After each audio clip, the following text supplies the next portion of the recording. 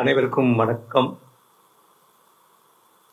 இன்று நாம் அனைவரும் மிகுந்த மகிழ்ச்சியோடு இருக்கிறோம். இன்னொரு வகையில் சொல்ல வேண்டுமென்றால் கொஞ்சம் வருத்தமும் இருக்கிறது. மகிழ்ச்சிக்கு காரணம் நம்முடைய தலைவர் தகைசால் தமிழர் ஆசிரியருடைய பிறந்த நாள். கொஞ்சம் அச்சத்திற்கு காரணம் இவர் வயது வளர்ந்து கொண்டே போகிறதே என்கின்ற ஒரு அச்சம். நான் கூறுகளுடைய அச்சத்தை நீங்கள் புரிந்து கொள்வீர்கள் நான் கருதுகின்றேன். அவர் என்றும் இளமையோடு இருக்க வேண்டும். அவரிடம் எதிர்பார்க்க வேண்டியவை ஏராளம் நாள்தோறும் நடந்து கொண்டே இருக்கின்றன. அந்த காரணத்தினாலே அவர் வயது ஏற ஏற உடல் பிரச்சனைகள் வந்துவிடுமோ என்ற ஒரு அச்சத்தினால்தான் அந்த அச்சம் என்ற வார்த்தையை நான் பயன்படுத்தினேன். வேறு ஒன்றும் காரணம் அல்ல. எல்லோரும் அவர் எப்படி நடந்து செல்கிறார் என்பதை பற்றி எல்லாம் பேசினார்கள். நான் எப்படி நினைக்கிறேன், அவர் எப்படி நடந்து கொள்கிறார் என்பதை பற்றி தான் நான் எடுத்து பார்க்கிறேன். அவர் நடையும் சரி, நடந்து கொள்ளும் முறையும் சரி, அது எத்தகைய முன்னுதாரணமானது, மற்றவர்கள் பின்பற்றி நடக்க வேண்டியது என்பதை அது காட்டுவதாகத்தான் நான் நிச்சயமாக நான் கருதுகிறேன். அவரோடு ஒரு 55 ஆண்டுகள் தொடர்பு என்பது மிகுந்த மகிழ்ச்சி.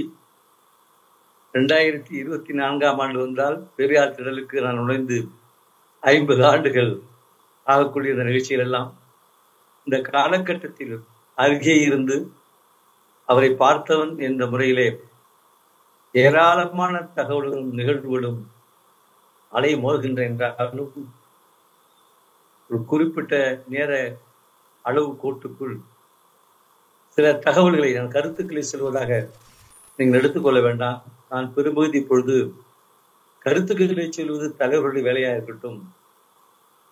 சில தகவல்களை சொன்னால் அதன் மூலம் புதிய தலைமுறையினர் தெரிந்து கொள்ள வேண்டிய, அறிந்து கொள்ள வேண்டிய, நடந்து கொள்ள வேண்டிய பல தகவல் கிடைக்கும் என்ற காரணத்தினாலே அண்மை காலமாக என்னுடைய சிந்தனையில் எல்லாம் தகவல்களை சொல்ல வேண்டும் என்ற ஒரு முடிவுக்கு நான் வந்திருக்கின்றேன். எத்தனையோ தகவல்களை அவருடைய வாழ்க்கையிலே நாம் பார்த்து கொண்டே இருக்கின்றோம்.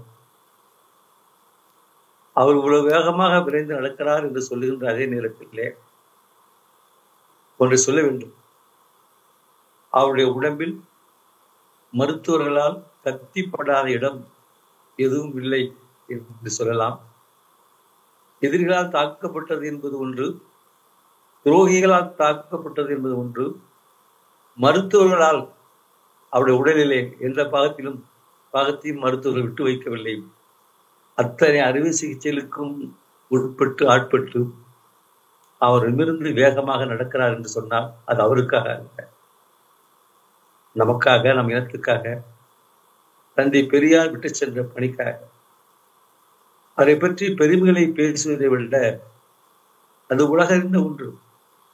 புதிதாக அவரை பற்றிய பெருமையான செய்திகளை சொல்லித்தான் தீர வேண்டும் என்ற நிலையில் அவர் இல்லை. இன்றைய உலகம் அறிந்த ஒரு தமிழராக தந்தை பெரியாருக்கு பின்னாலே அவரால் தோற்றுவிக்கப்பட்ட இயக்கத்தை வீர்கொண்டு நடைபோட செய்கின்ற ஒரு தலைவராக வாழ்ந்து கொண்டிருக்கிறார்கள்.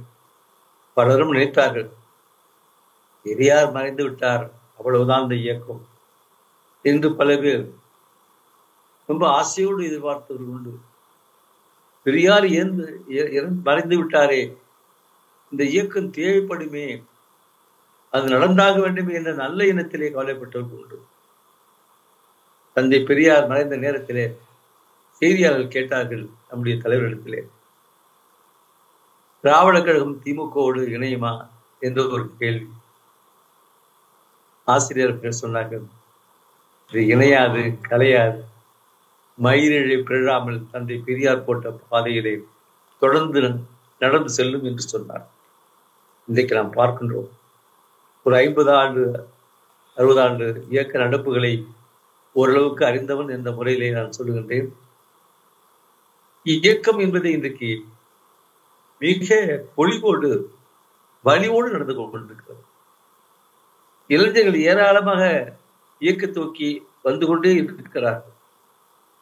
இயக்க அமைப்புறையில் அவர் செய்த சில மாற்றங்கள், சில சீர்திருத்தங்கள் நம் கண் முன்னாலேயே வெற்றி பெற்றுக் கொண்டு வருவதை நாம் பார்த்து கொண்டே இருக்கிறோம்.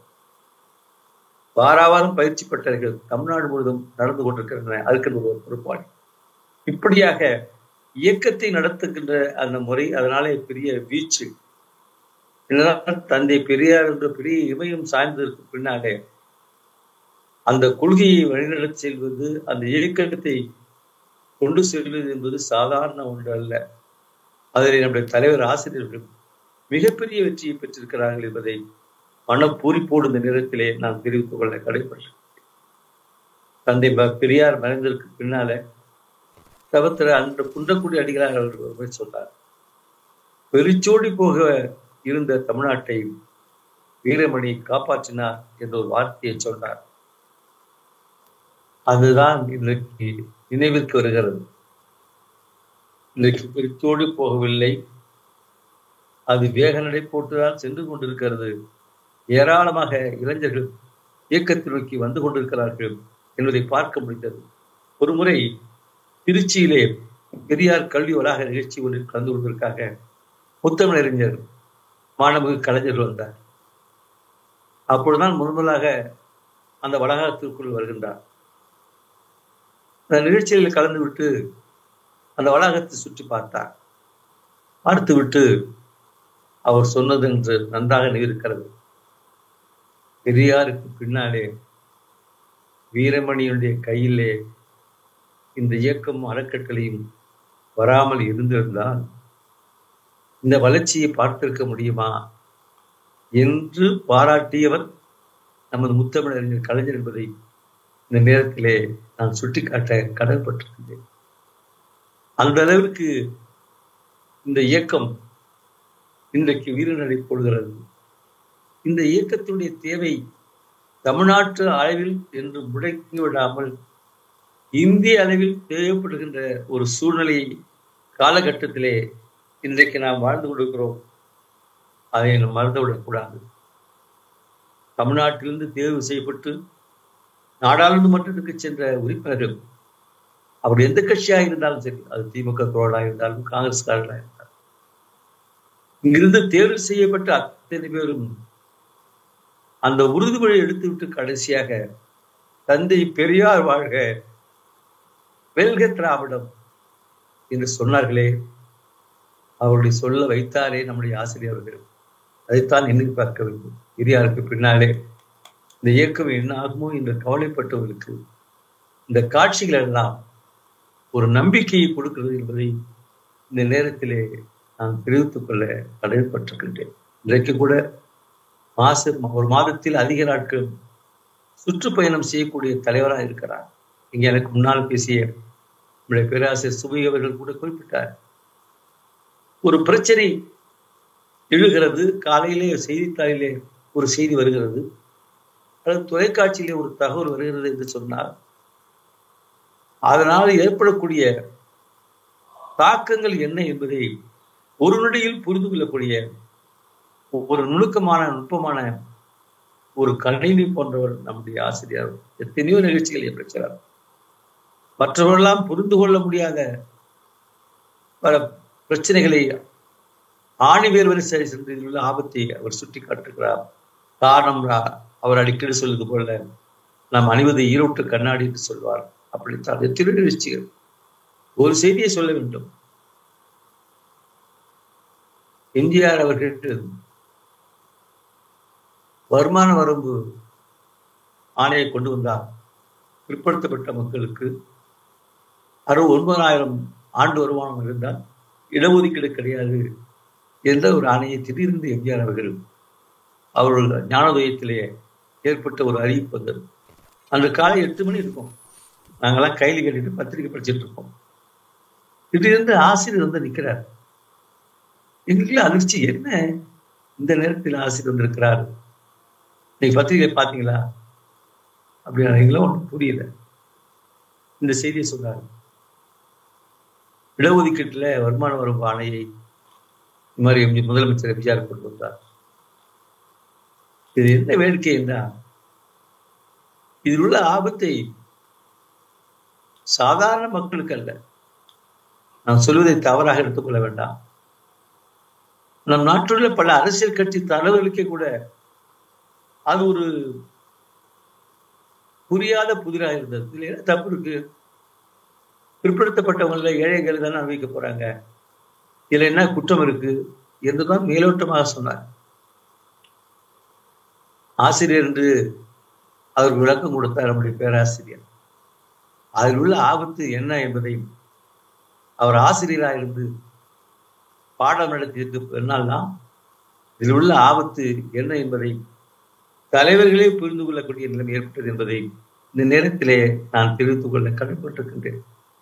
ஏனென்றால் முதல் சட்ட திருத்தம் வந்த பொழுதே இந்த பிரச்சனை வந்துச்சு. அந்த முதல் சட்ட திருத்தம் வந்ததற்கே காரணம் தந்தை பெரியார் தான். தமிழ்நாட்டில் மக்களை ஒன்று திரட்டி எழுச்சி பெற செய்து இந்திய அரசமைப்பு சட்டத்தினுடைய முதல் திருத்தத்தை கொண்டு வந்தார். அந்த திருத்தத்திலே socially and educationally backward classes of citizen என்ற அளவுகள் தான் இருக்கிறது. சமூக ரீதியாகவும் கல்வி ரீதியாகவும் பின்தள்ளப்பட்ட மக்களுக்கு இடஒதுக்கீடு என்றுதான் அந்த முதல் சட்ட திருத்தத்தில் இருந்தது. அப்பொழுது ஜனசங்கத்தைச் சேர்ந்தவரும் அந்த அமைச்சரவையில் இருந்தார். அவர் சொன்னார், இல்ல பொருளாதார அளவு எக்கனாமிக்கலி என்கிற வார்த்தை சேர்க்க வேண்டும் என்று சொன்ன பொழுது காரசாரமான வாதம் நடந்தது. கடைசியில் ஓட்டுக்கு விடப்பட்டது. அதுல பொருளாதார அடிப்படை கூடாது என்பதற்கு 283 வாக்குகளும், பொருளாதார அடிப்படை வேண்டும் என்பதற்கு 5 வாக்குகளும் கிடைத்தன. இவற்றையெல்லாம் ஆசிரியர்களும் வகுப்படுத்தார். முதல் சட்ட திருத்தம் வருகின்ற போதே அந்த எக்கனாமிக்கலி வார்த்தையை எடுத்து விட்டார்கள். எக்கனாமிக்கலி என்பது அது நிரந்தரமானதல்ல, அது ரப்பர் மாதிரி இழுக்க பழையும் நெளியும் மாறும். ஆனால் socially and educationally backward class என்பது காலாகாலமாக சமூக ரீதியாகவும் கல்வி ரீதியாகவும் ஒடுக்கப்பட்ட மக்களுக்கு கொடுக்கக்கூடிய வாய்ப்பு. அவை சமூக நீதி என்பது வறுமை ஒழிப்பு திட்டம் இல்லை. சமூகத்திலே அந்த மக்களுடைய கீழே கிடந்த மக்களை மேலே உயர்த்துகின்ற திட்டம் என்றெல்லாம் சொல்லி விளங்க வைத்திருக்கு. பின்னால்தான் ஓஹோ இவ்வளவு ஆபத்து இருக்கிறது என்று சொல்லி ஒரு 6 மாதம் 1979 ஜூலைல அந்த அறிவிப்பு வந்தது. ஒரு 6 மாதம் தமிழ்நாடு முழுவதும் அவர் சுற்றி வந்த பாங்கு, நடத்திய மாநாடுகள், அந்த ஆணையை எரிச்சு கோட்டைக்கு அனுப்பிய தன்மை, இவற்றுக்கெல்லாம் பின்னாலே எம்ஜிஆராவது தோற்பதாவது, எம்ஜிஆரை யாருமே தோற்கடிக்க முடியாது என்று பொதுவான ஒரு கருத்து நிலவியது. அந்த 13 ஆண்டுகள் திராவிட முன்னேற்ற கழகம் அவரை எதிர்த்து போராட வேண்டிய அவசியம் கூட இருந்தது. அந்த ஆணையை பிறப்பதற்கு பின்னாலே ஒரு 6 மாதத்திற்குள் மக்களவை தேர்தல் வந்தது. அது தமிழ்நாட்டிலே 39 இடங்களில் தோற்கடிக்கப்படவே முடியாது என்று கருதப்பட்ட எம்ஜிஆரின் அதிமுக 37 இடங்களில் தோல்வியை தழுவியது. அவர்களுக்கே ஆச்சரியம், நாமா தோற்றோம், உடலை கிள்ளி பார்த்தார்கள். அதற்கு என்ன காரணம் என்று சொன்ன பொழுது பலரும் பல கருத்தை சொன்னார்கள். ஒரு அனைத்து கட்சி கூட்டத்தையும் எம்ஜிஆர் கூட்டினார். அந்த கூட்டத்திலே நம்முடைய தலைவர் ஆசிரியர் கலந்து கொண்டார். நீங்கள் கொண்டு வந்த இந்த திட்டத்தாலே எவ்வளவு ஆபத்து என்பது பற்றி சொல்லுகின்ற பொழுது, காஞ்சிபுரத்தில் இருக்கக்கூடிய ஒரு கடைநிலை ஊழியன் 8,950 ரூபாய் வருமானம் பெற்றால் உங்களுடைய ஆணைப்படி அவர் குறிப்பிட்டவர். அதே கடைநிலை ஊழியர் சென்னைக்கு மாற்றப்பட்டால் சிட்டி காம்பன்சேட்டரி அலவன்ஸ் போன்றவை கூடி 9,010 ரூபாய் வாங்கிவிட்டால் அவர் முற்பட்டவர். இதுதான் உங்களுடைய சட்டம் ஆணை என்று சொன்னவர்கள் தான் எம்ஜிஆருக்கு புரிந்தது. அப்படி என்றால் மற்றவெல்லாம் வீரமணி பேசினா போதும், வேற யாரும் பேச வேண்டாம் என்று கூட்டம் முடிந்தது. நான் எதற்கு சொல்கிறேன் என்றால், எவ்வளவு இன்றைக்கு 69% இந்தியாவிலேயே தமிழ்நாடு அனுபவித்துக் கொண்டிருக்கிறது. அரசமைப்பு சட்டம் 9வது அட்டவணையை பாதுகாப்போம். அந்த 69% ஆபத்து வந்த பொழுது கூட அந்த ஆபத்திலிருந்து எப்படி மீட்பது, அரும்பாடுபட்டு பல உயிர்களை தியாகம் செய்து பெற்ற இந்த உரிமையை இழக்கக்கூடிய ஆபத்து வந்துவிடுமே என்ற அச்சம் நிலவிய ஒரு சூழ்நிலையில் தான் நம்முடைய தலைவர் ஆசிரியர் அவர்கள் அன்றைய தமிழ்நாட்டுடைய முதலமைச்சர் செல்வி ஜெயலலிதா அவர்களுக்கு ஒரு கருத்தினை சொன்னார். அச்சம் தேவையில்லை, ஒரு மாநில அரசாங்கம் நினைத்தால் அவர்களே இந்த 69% இடஒதுக்கீட்டை காப்பாற்ற முடியும் என்று சொல்லி 31C இந்திய அரசமைப்பு சட்டம் 31C என்ற பிரிவின் கீழ் கருத்து சொன்னது மட்டுமல்ல, அதற்கான வரவையை தயாரித்தும் கொடுத்த பெருமை அதன்படியே தமிழ்நாட்டினுடைய சட்டமன்றத்தில் நிறைவேற்றப்பட்டு அதற்கு பின்னாலே நாடாளுமன்றத்திலேயும் நிறைவேற்றப்பட்டு கடைசியாக குடியரசுத் தலைவராக ஒப்புக்கொள்ளப்பட்டு 9வது அட்டவணை என்கிற பாதுகாப்பிலே இன்றைக்கு நாம் இருக்கிறோம் என்று சொன்னால், பிற்படுத்தப்பட்ட மக்களும் சரி, ஒடுக்கப்பட்ட மக்களும் சரி, ஒவ்வொரு வேலைக்கும் நாம் சாப்பிடும் பொழுதெல்லாம், நீர் அருந்தும் பொழுதெல்லாம் இதற்கான உரிமையை பெற்று தந்தவர் திராவிட தலைவர் என்ற நன்றி உணர்ச்சி கண்டிப்பாக ஏற்பட வேண்டும் என்பதற்காகத்தான் நான் சொல்கின்றேன். இதில் குறிப்பிடத்தக்கது என்னவென்றால், முதலமைச்சராக இருந்த செல்வி ஜெயலலிதா ஒரு பார்ப்பன பெண், பிரதமராக இருந்த நரசிம்மராவ் ஒரு பார்ப்பனர், குடியரசுத் தலைவராக இருந்த சங்கரதயாள் சர்மா ஒரு பார்ப்பனர், 3 பார்ப்பனர்களையும் பயன்படுத்தி இந்த சாதனையை சாய்த்தார் என்றால் அதுதான் தந்தை பெரியாரிடத்திலே அவர் கற்றுக்கொண்ட பாடம். அதை தன்னுடைய பொது வாழ்விலே, இயக்க நடப்பிலே, ஒட்டுமொத்த திராவிட கருத்தில் மட்டுமல்ல, ஒட்டுமொத்த இந்தியா முழுவதும் இருக்கக்கூடிய பிற்படுத்தப்பட்ட மக்கள் இன்றைக்கு 27% இடஒதுக்கீட்டை அனுபவிக்கிறார்கள் என்று சொன்னால் அதற்கும் காரணம் அவர்தான். நினைச்சு பாருங்க, மண்டல் கமிஷன் முதல் ஒரு ஆணையம் வந்துச்சு, காக்கா கலைஞர் தலைமையில. பிரதமர் நேரு அவர்கள் ஆட்சி பொறுப்பில் இருந்த பொழுது அது ஆணையம் என்ன ஆயிற்று, அந்த ஆணையத்துடைய பரிந்துரைகள் என்ன ஆயிற்று என்று கூட தெரியாது. பின்னாலே பிபி மண்டலோடு தலைமையிலே ஒரு ஆணையம் உருவாக்கப்பட்டு தமிழ்நாடு முழுவதும், இந்தியா முழுவதும் சுற்றி பார்த்து ஒரு அறிக்கை கொடுத்தது. 10 ஆண்டுகள் ஆயின, என்ன நடந்தது என்றே தெரியவில்லை. அதற்கு பின்னாலே தலைவர்கள் பெரிய முயற்சி எடுத்து 42 மாநாடுகளை நடத்தி 16 போராட்டங்களை பிரதமர் இந்திரா காந்தி வீட்டு முன்னாள் குழல் மறியல், நாடாளுமன்றத்திற்கு முன்னாள் குழல் மறியல் எங்களுடைய தோழர்கள் திகார் சிறை வரை சென்று வந்தார். மண்டல் அவர்கள் சென்னைக்கு வந்த பொழுது சென்னை பெரியார் திடலிலே அவருக்கு வரவேற்பு நம்மால் கொடுக்கப்பட்டது. அப்பொழுது மண்டல் அவர்கள் சொன்னது நன்றாக இருக்கிறது. முதல்ல காக்கா கலைஞர் ஒரு ஆணையம், அவர் தலைமையில் அமைக்கப்பட்ட ஆணையம் சில பரிந்துரைகளை செய்தது. அந்த முடிவு என்ன ஆயிற்று என்று தெரியவில்லை. இப்பொழுது கூட நாங்கள் எங்களுடைய பரிந்துரைகளை கொடுப்போம், அது செயல்பாட்டுக்கு வருமா என்று எங்களால் சொல்ல முடியாது என்று சொல்லிவிட்டு கடைசியாக ஒன்றை சொன்னார். எனக்கு ஒரு நம்பிக்கை இருக்கிறது, அது பெரியார் பிறந்த தமிழ்நாட்டால் தான் அது செயல்படுத்தி வைக்கப்பட முடியும், அது திராவிட தலைவர் வீரமணிய கையில் இருக்கிறது என்று அவர் சொன்னதுதான் இன்றைக்கு நினைவு வருகிறது. அந்த நிலை இன்றைக்கு இந்தியா முழுவதும் இருக்கிற பிற்படுத்தப்பட்ட 27% இடஒதுக்கீட்டை கல்வியிலும் சரி வேலைவாய்ப்பிலும் சரி பெற்றிருக்கிறார்கள் என்று சொன்னார். அதற்கு முழுமையான காரணம் நம்முடைய தலைவர் ஆசிரியர். ஒரு ஆங்கில பத்திரிகைக்காரர் ஒரு முறை நம்முடைய தலைவரை பேட்டி வந்தார். மண்டல் குழுடைய பரிந்துரைகள் ஆணைய அதிகாரப்பூர்வமாக அப்பொழுது வராத நிலை.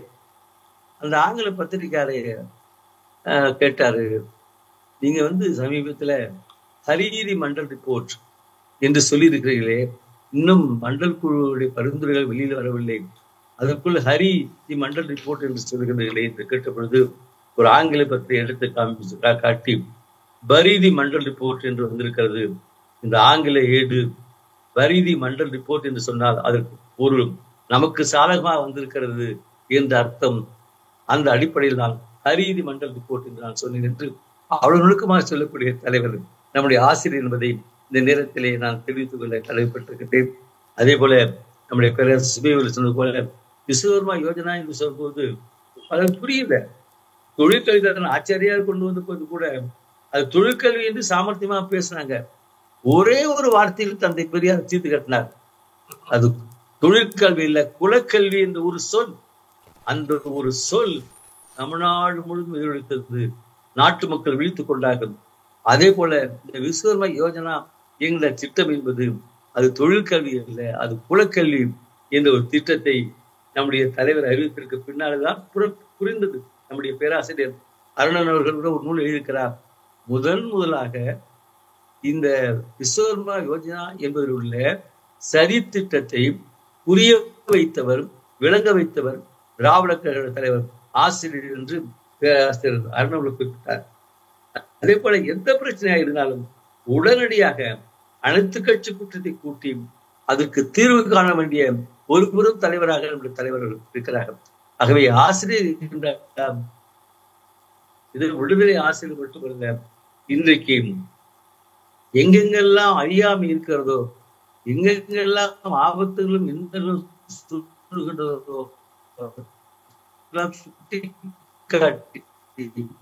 அந்த அறியாமை போக்குகின்ற மாணவராக இருக்கின்ற காலத்தினால்தான் அவர் அந்த காரியங்களை உடனடியாக செய்து வெற்றி காண முடிந்தது.